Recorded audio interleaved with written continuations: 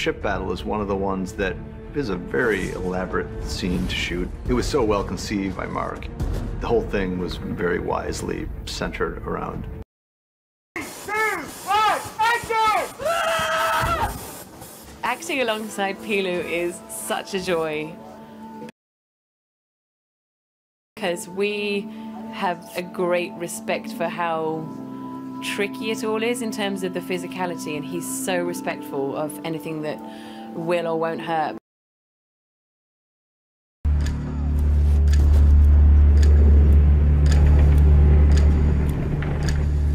You're on.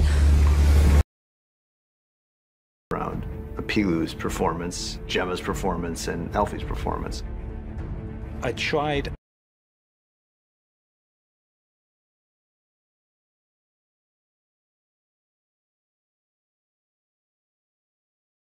It's just like analyzing how many people do I have to kill and what do I have to do now.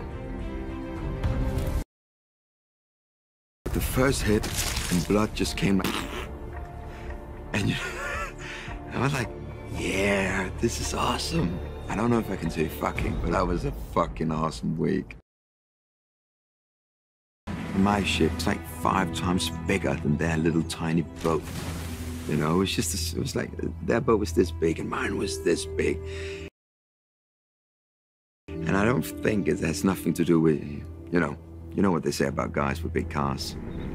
They like speed, and so do I. We built the Corvus so that it became lightweight and very strong.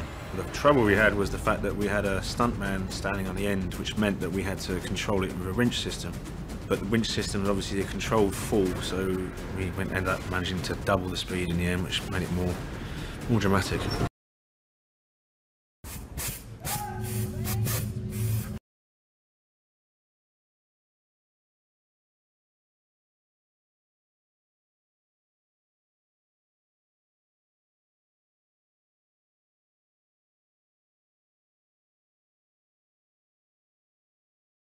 Our effect there is really flares fired down wires.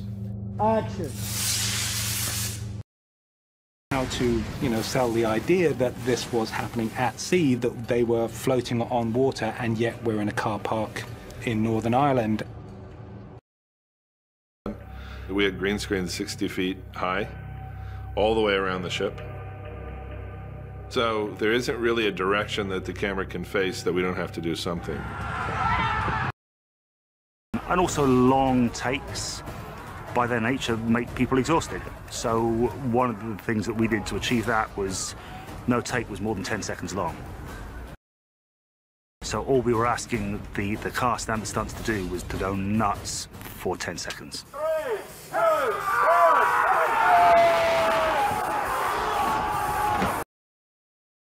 You can't stand here because this is on fire, and like we're gonna flood the boat, and like don't slip over, and you're on a deck. You're like, oh, okay. So it's like a lot of things to consider.